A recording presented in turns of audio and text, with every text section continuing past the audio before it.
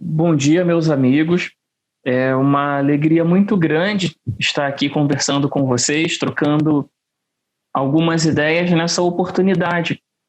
de, acerca dos temas da doutrina espírita, estarmos conversando um pouquinho. E antes de falarmos do nosso tema e eu conseguir me apresentar para vocês, vamos aproveitar esse momento de alegria e de serenidade, esse momento de gratidão à vida, para agradecer a Deus pela oportunidade desse momento em que estaremos juntos durante alguns minutos aí pela frente. Querido Pai, de amor e bondade, com muita alegria agradecemos a oportunidade do dia de hoje, onde em mais uma manhã, na oportunidade da nossa encarnação, estamos aqui reunidos para aprender, para vibrar, para estarmos caminhando um pouco mais, melhorando o nosso próprio espírito, vibrando pelo nosso planeta e alimentando a cada momento, a cada dia, a esperança do viver e do crescer. Que estejamos em conjunto nesse momento de aprendizado e que as nossas trocas possam ser trocas luminosas, alimentando esse mundo tão bonito de esperanças, de alegria e de paz. Muito obrigado.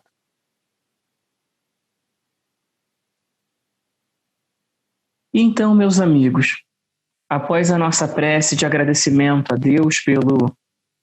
dia de hoje, por mais essa oportunidade tão rica que a vida vem nos trazendo, já quero agradecer o convite feito pela Rosália de chegar aqui para conversar um pouquinho com vocês, os amigos do Discípulo de Jesus no Rio de Janeiro, e trago um abraço do Rio Grande do Sul, onde estou morando já há 10 anos. Para quem não me conhece, meu nome é Felipe. Fui participante do Grupo Espírita da Juventude do Centro Espírita Amor à Verdade em Santa Cruz,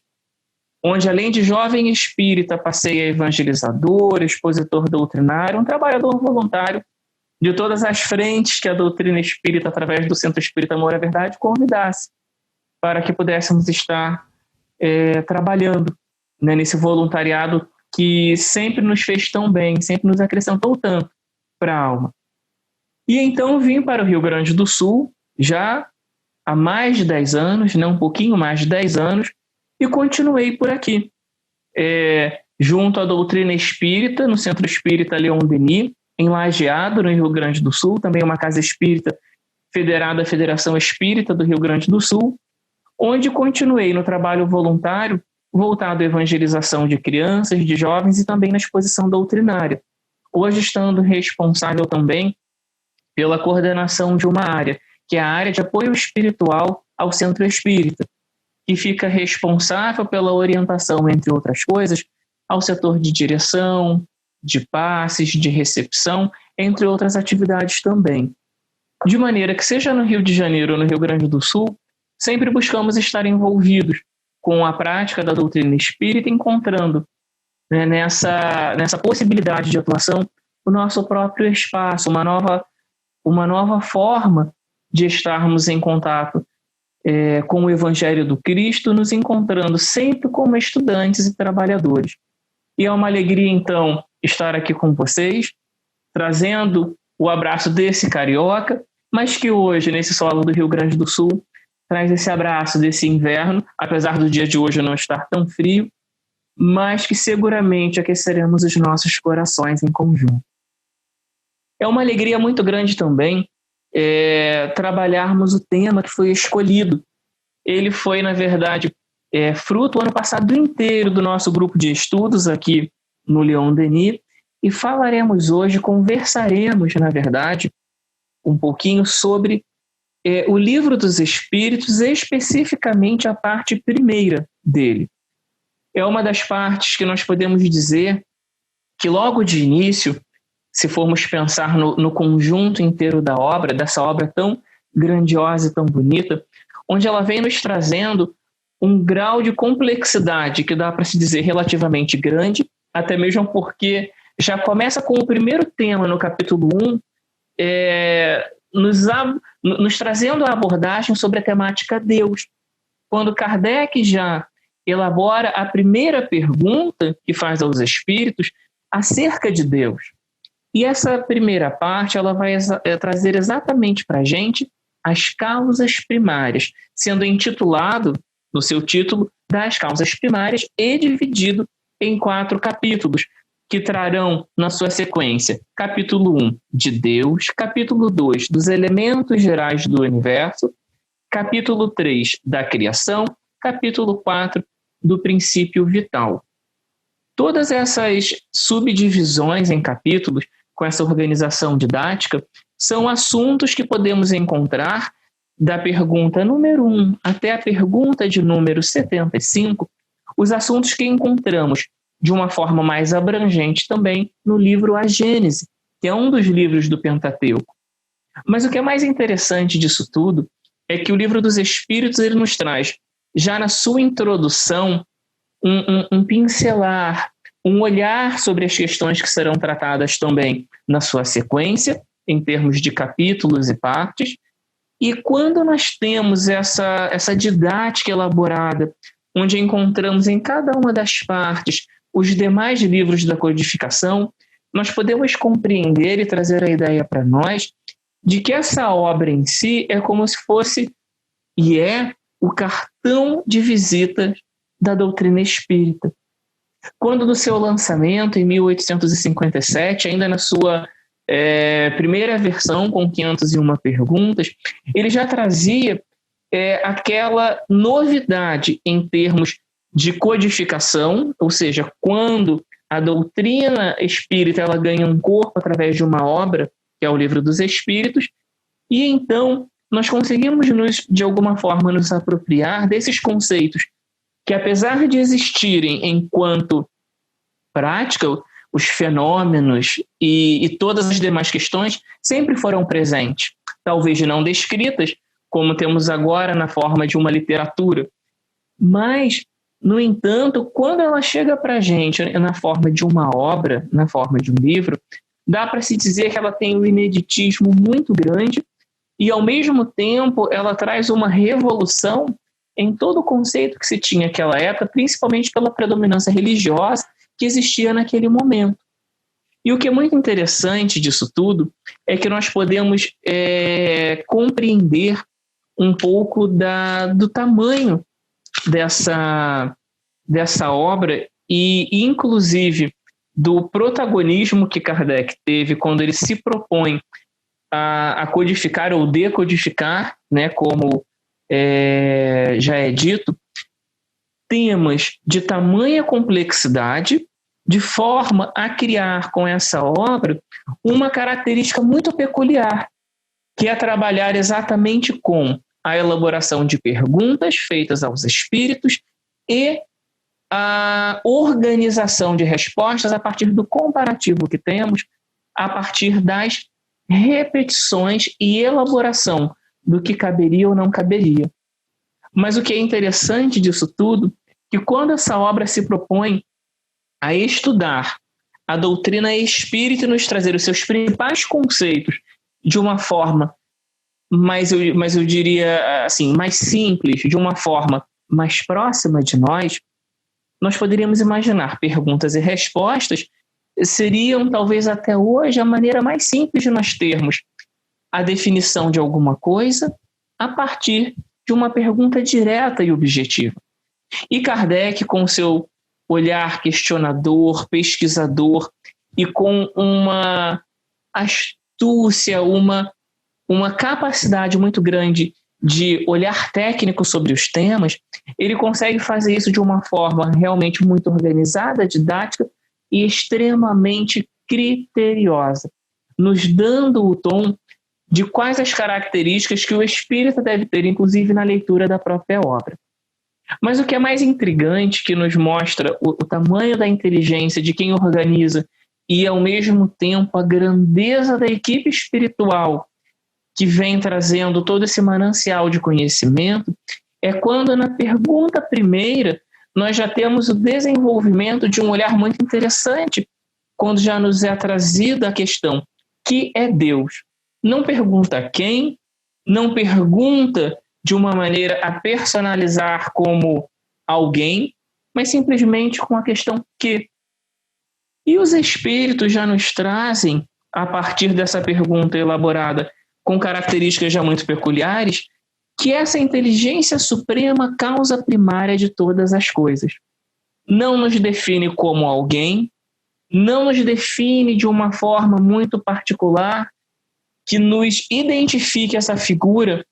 com algum traço que nós pudéssemos, de alguma maneira, desenhá-lo de uma forma precisa. Para o nosso olhar ponderal, e que muitas das vezes precisa identificar como algo ou alguém,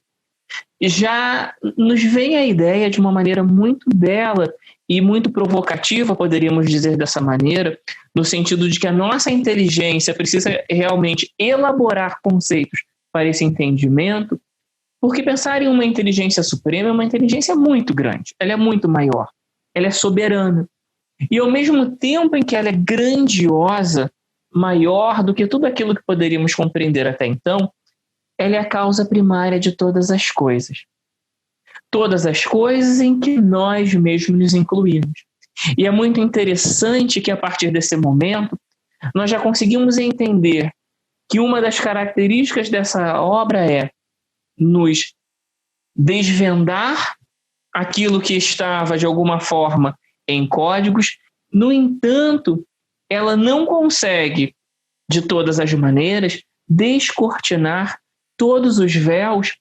que já nos mostram que, dentro do nosso conceito e da nossa capacidade intelectual, e veremos também moral, certas nuances, certas propriedades desse conhecimento ainda não nos serão possíveis nesse exato momento, exatamente porque nos faltam bagagens, ferramentas, nos faltam ainda certos graus de aprimoramento e de conhecimento para termos entendimento geral. E o que é muito interessante, que para aqueles que se deparam sobre essa obra e já vêm estudando há algum tempo, vão notar que Kardec faz repetições de perguntas ou tenta reforçar conceitos, e que o plano espiritual muitas das vezes dizem ou que já falaram sobre aquele assunto em pergunta anterior, ou que a nossa inteligência, a nossa capacidade, de alguma maneira, nos é impeditiva de ter compreensões acerca desse tema, pelo menos por esse momento. E quando nós falamos das causas primárias e conversamos e já citamos logo no início as principais subdivisões dessa etapa, nós podemos entender que, falando sobre Deus, causas primárias, criações e seus elementos, pensando em criação do mundo, povoamento da terra e daí por diante, entrando no princípio vital, seres orgânicos e inorgânicos, a vida e a morte, inteligência e instinto, cada um desses subtemas por si só já são suficientes para aprofundamentos um tanto quanto exigentes, não só no sentido tempo, porque qualquer um deles isoladamente já daria para a gente a oportunidade de fazer um seminário. E poderíamos dizer que uma única existência talvez fosse insuficiente para conseguirmos não só entrar no campo da definição, mas no aprofundamento necessário para cada um deles. E se pensarmos desse ponto de partida inicial, por que das causas primárias? O que essa etapa que inicia essa obra, logo na sua primeira parte, ela traz para a gente enquanto tom de conversa, enquanto conhecimento maior? Se olharmos logo para o primeiro momento, em que a questão é Deus, que nos fala dessa inteligência suprema, e que mesmo a linguagem de pensá-lo como infinito, como eterno, tentar definir e enquadrá-lo dentro daquilo que o nosso conhecimento e que a nossa ciência hoje consegue entender, já seria uma pobreza de linguagem. E o que é muito interessante nisso tudo, que talvez essa grande busca do entender a Deus e buscar as suas próprias provas estarão muito voltadas àquilo que a nossa percepção consegue enxergar, enxergando a beleza da sua criação e daquilo que a própria inteligência humana já encontraria uma dificuldade ou mesmo impossibilidade de criar. Poderíamos, por exemplo, chegar à condição de reproduzir uma flor, uma semente, poderíamos dividir aquilo que conhecemos como matéria até o seu limite, mas chegaríamos a um ponto em que isso não seria mais possível para o homem. Não seria possível identificar ou mesmo criar aquele elemento primeiro. Até bem pouco tempo atrás, achávamos que o átomo era a menor partícula, e fomos além.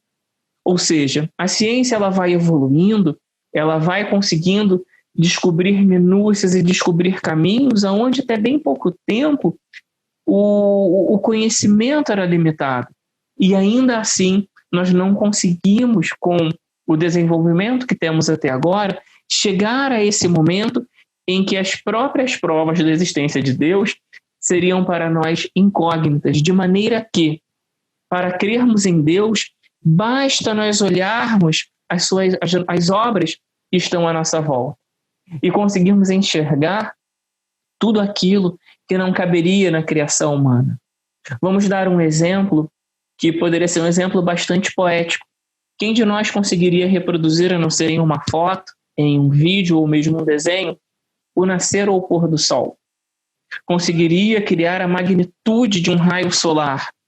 Conseguiria, na velocidade dessa luz,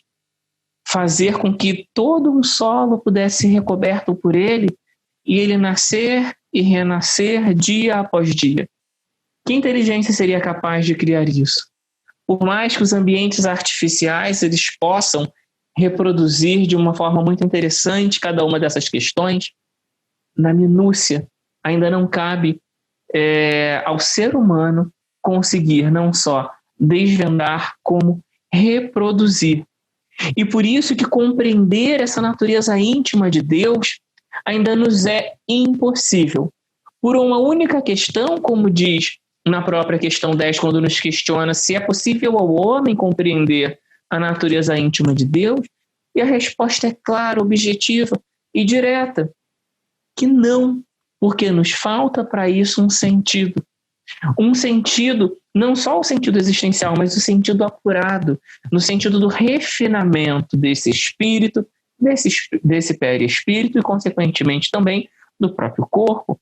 Na verdade, hoje, dentro da nossa sistemática adaptativa, que vem por um processo de característica espiritual que temos,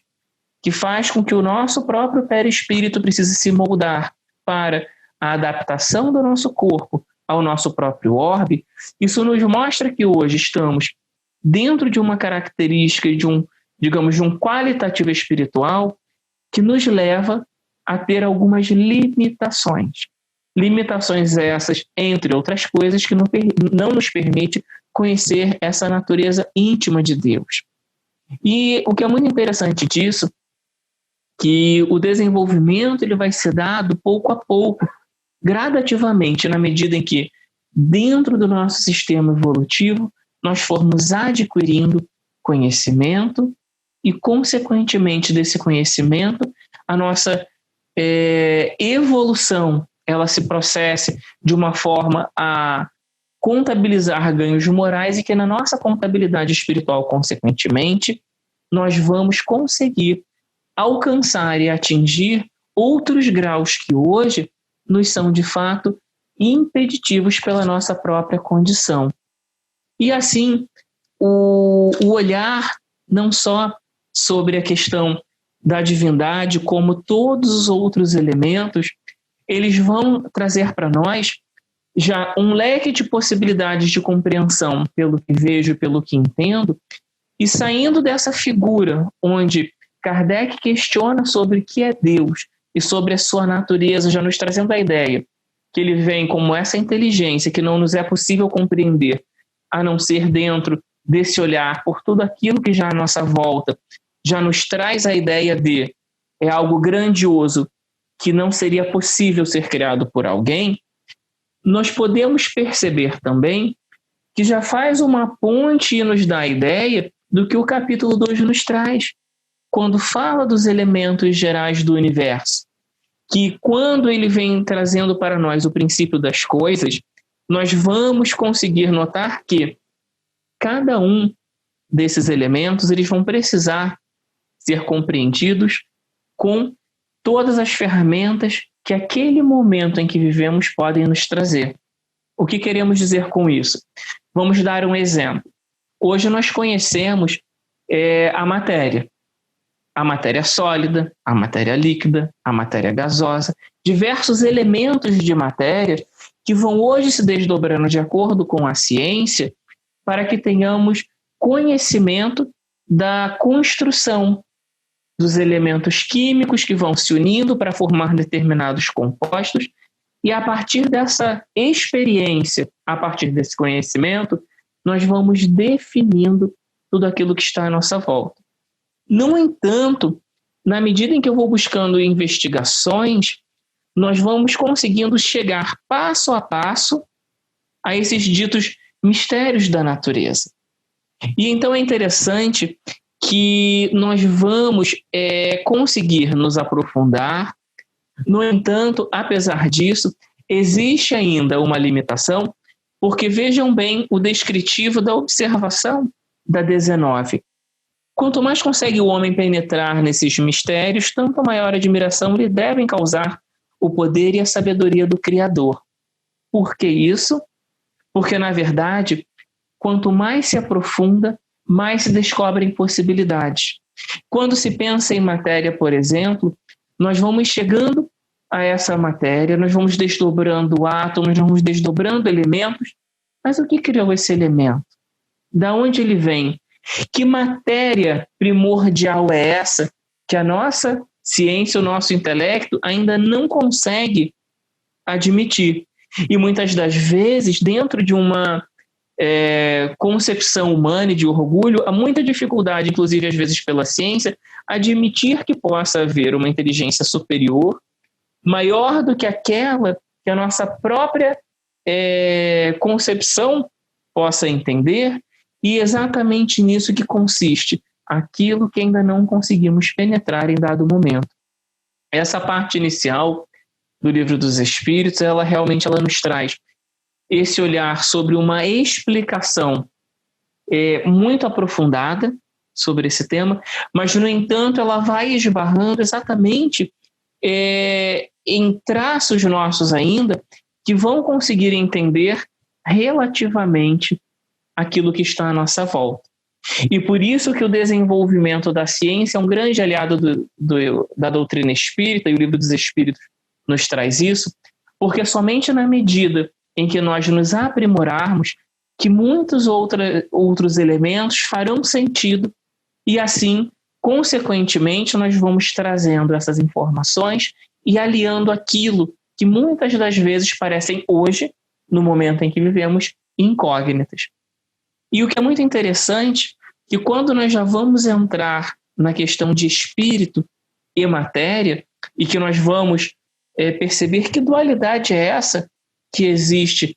entre somos materiais, somos espirituais, que ser é esse que possui elementos que parecem distintos nessa criação, e por que existe essa necessidade? E é onde nós conseguimos entender, dentro da construção da nossa própria caminhada, em que chegamos com essa, com essa característica de ser um ser espiritual, em uma experiência material, espírito esse que, adentrando a um corpo, já chama-se alma, e que além do corpo possui um invólucro semimaterial, intermediário entre o espírito e o próprio corpo. E que cada um deles construído com elementos específicos, oriundos desse elemento primeiro, que em combinações diferentes vão dar origem, cada um ao seu elemento diferenciador, ou seja, espírito, perispírito e matéria, e, no entanto, adaptando-se à necessidade daquele orbe, daquele momento, daquela condição. E é muito interessante que desse momento em diante nós já percebemos de uma forma geral que chega esse espírito, que é o princípio inteligente do universo, como diz na pergunta 23, que é o espírito, e diretamente o princípio inteligente do universo. E o que é interessante é que quando nas bifurcações das perguntas já vem esse interesse questionador e pesquisador de Kardec. E qual a natureza íntima desse espírito? E então os espíritos nos trazem: não é fácil analisar o espírito com a vossa linguagem, o que nos traz mais uma vez aquele sublinhado. Como é difícil para os espíritos trazerem definições para um olhar, uma compreensão e um intelecto como o nosso, que precisa de uma medida, de uma comparação, precisa ser enquadrado dentro de uma perspectiva de forma, de cor, de tamanho, de tempo. Ou seja, nós temos uma compreensão pautada em um conjunto muito concreto de dados. E mesmo dentro das abstrações que conhecemos, para os espíritos nos trazerem certos conhecimentos, eles precisam muito trabalhar as ideias para que aquilo seja compreensível para cada um de nós. E vejam que, apesar disso, Kardec não deixa de aprofundar, passo a passo, pergunta a pergunta, cada um desses questionamentos e que os espíritos vêm nos trazendo de uma maneira bastante simples, mas ao mesmo tempo sem deixar de, digamos, de trazer o quão rebuscado esse conhecimento, porque existe de fato uma limitação para que consigamos perceber cada um deles. E dando sequência à nossa compreensão entre o espírito e a matéria, tendo-se essa compreensão primeira, espírito, esse princípio, esse ser inteligente, entrando-se na matéria propriamente dita, já que veio dentro dessa divisão entre o espírito e a matéria, a nossa visão primeira poderia ser exatamente do ponderal, aquilo que eu toco, ou seja, o que eu consigo perceber pelo que vejo, pelo que sinto, pelo que a minha capacidade de medir conseguiria fazer. E exatamente em cima dessa propriedade é que Kardec vai tentando buscar dos espíritos qual seria essa concepção mais ponderal, e da pergunta 29 em diante,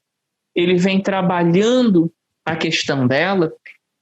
E quando ele trata sobre a ponderabilidade, perguntando se é um atributo dessa matéria, os espíritos nos trazem que, da maneira como entendemos, sim,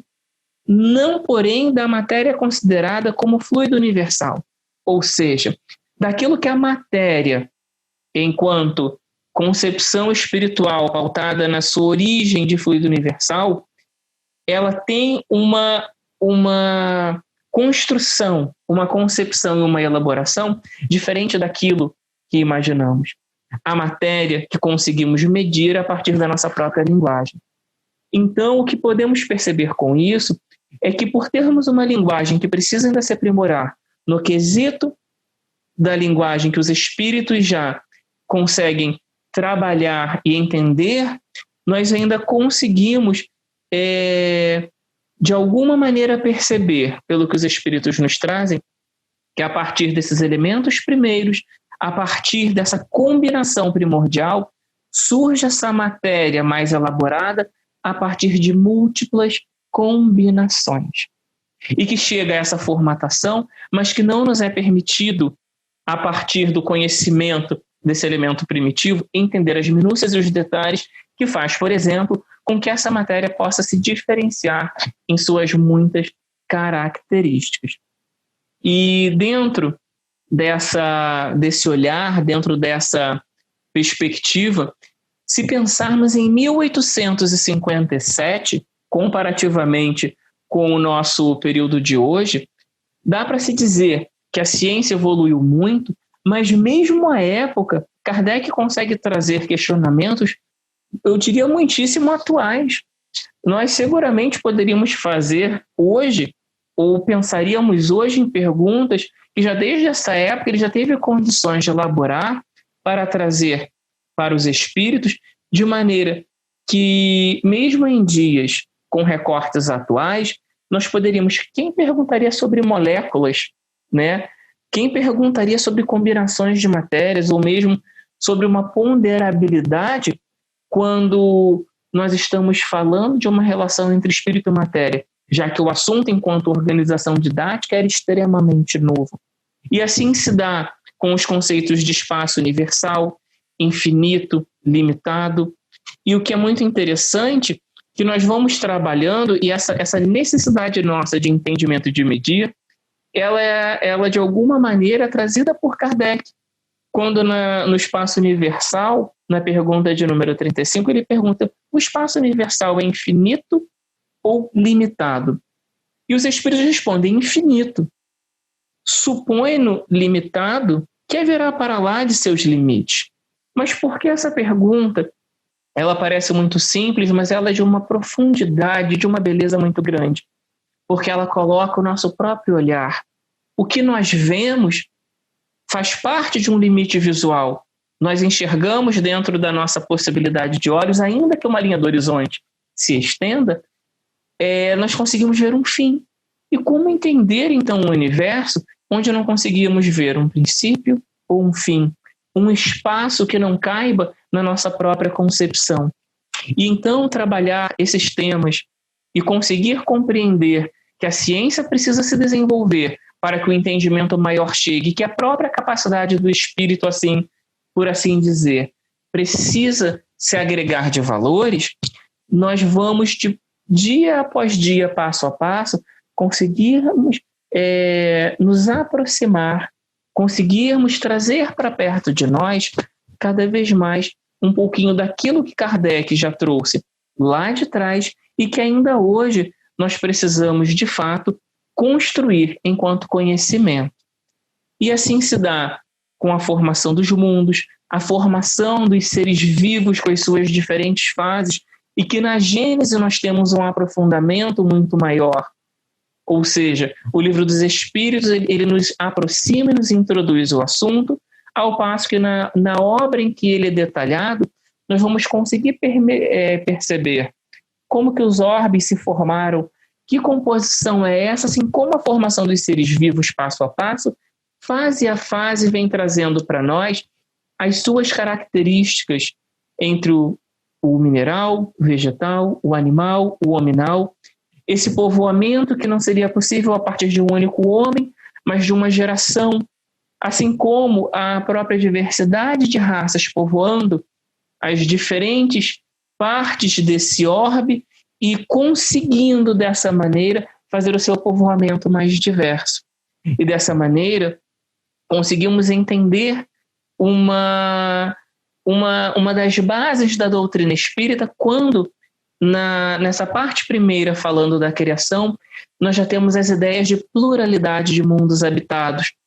onde se amplia um pouco mais a nossa visão maior,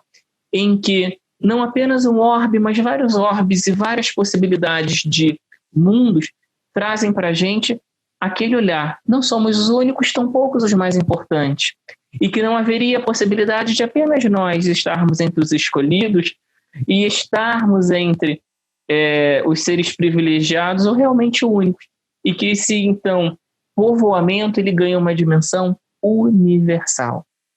E daí por diante, voltando-se para o princípio vital, chegando ao capítulo 4 dessa primeira parte, nós vamos encadeando todo aquele conhecimento que Kardec, construindo nessa primeira parte, ponto a ponto, vai nos trazendo entre os seres orgânicos e seres inorgânicos com as suas características, com a sua habilidade e organização constitucional, com a sua divisão e as suas combinações, desde os átomos até a formação dos seres mais complexos, com as suas formatações, com as suas organizações, ao ponto de termos da formação do mineral inanimado, com a sua constituição e necessidade para a natureza, até de fato a formação de um ser orgânico muito mais complexo, já com a sua possibilidade de recursos tão grandiosos. E dessa maneira, nós vamos conseguir observar que traz para a gente já essa ideia de princípio vital, que tem por fonte o fluido universal e que, de uma forma geral, ele vem para a gente, como traz na pergunta 66, o princípio vital é um só para todos os seres orgânicos. Que princípio é esse? E os espíritos nos trazem que sim, modificado segundo as espécies, mostrando que existe uma dinâmica, existe uma elaboração, e que em a natureza nada acontece por acaso e dentro de uma minúcia e de uma característica muito grandiosa que faz com que, ainda que tenhamos a possibilidade de entender dentro de uma concepção lógica, isso é uma necessidade nossa, precisamos olhar com a razão, com a crítica e com os elementos da própria ciência, mas que nós vamos caminhando e nos aproximando cada vez mais desses conceitos, mas que por hora nós vamos entendendo que esse princípio vital é a força motriz dos corpos orgânicos e que nos faz compreender, logo na sequência do capítulo, que na concepção, na construção dos olhares sobre a vida e a morte, do cessar da possibilidade orgânica daquele corpo, daquele indivíduo, nós vemos aquele esgotamento daquele princípio, daquela energia, ao ponto de não termos mais a possibilidade da vida física. E o que é muito interessante no meio disso tudo, que todo o sentido de lei de causa e efeito, do nosso tempo cronológico, do desgaste da nossa vida física seguindo o seu curso natural e não provocado, o sentido desse desgaste, começa a fazer para a gente, aliando-se ao que a ciência vai nos trazendo, um sentido muito profundo, onde nós percebemos todas as formas em que nós vamos preservando ou não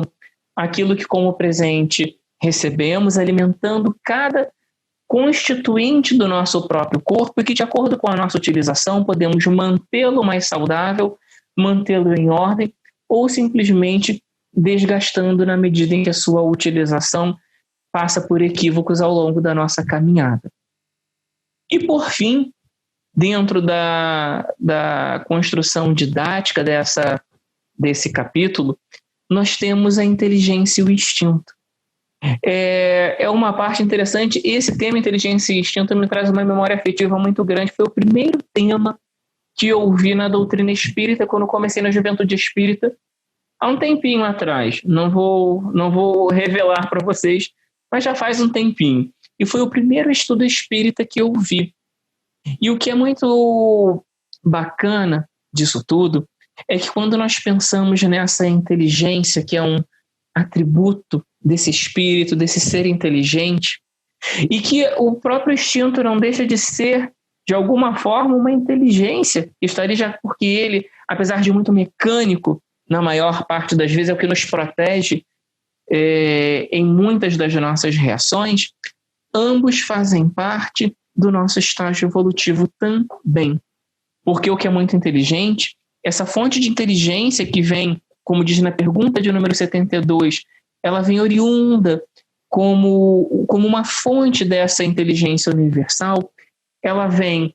como esse atributo, como esse princípio inteligente, e que, passo a passo, nós vamos trabalhando o seu desenvolvimento, estando na medida em que a nossa vontade, o nosso livre-arbítrio nos leva às nossas conquistas, nós vamos buscando esse aprimoramento, fazendo com que cada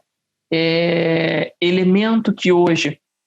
digamos, seja desconhecido, ele passe para nós a ser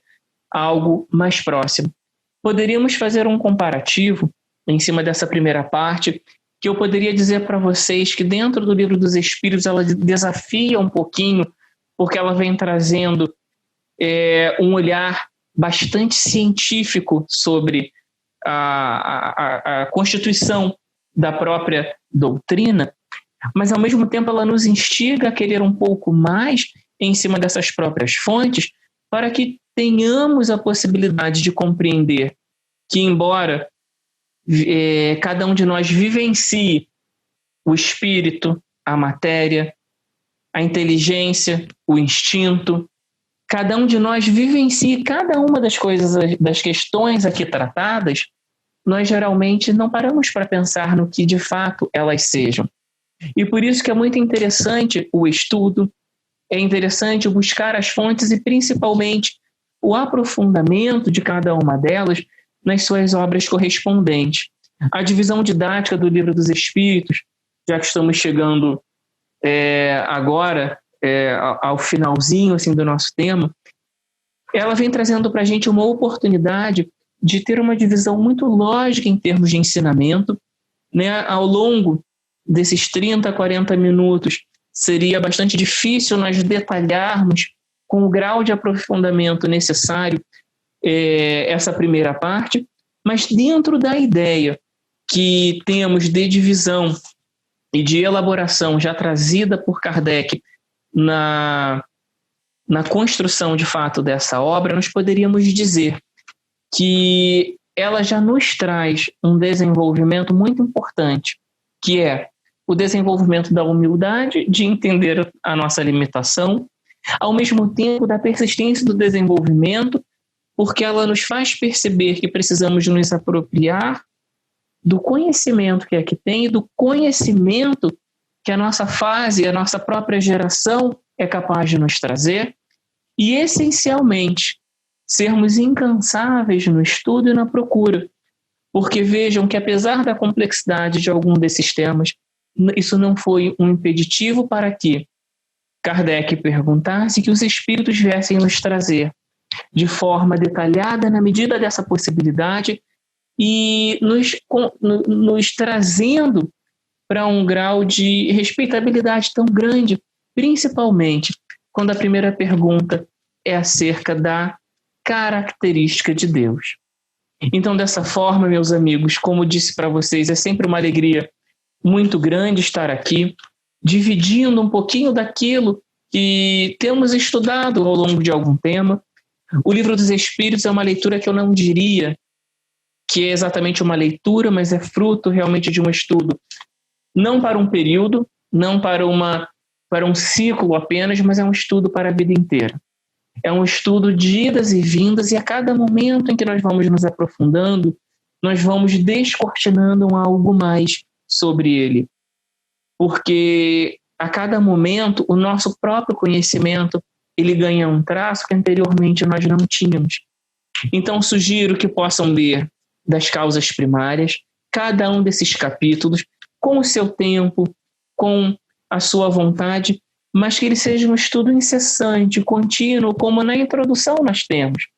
No item 8, o que torna um estudo eficiente? A sua repetição, a continuidade, o aprofundamento e o recolhimento, que faz com que aquele momento ele ganhe de fato um olhar especial, uma valorização e, sobretudo, a possibilidade de ser construído de uma maneira muito mais aprofundada e, de fato, muito mais eficaz para o nosso aprendizado. Agradeço muito a oportunidade de estar aqui com vocês,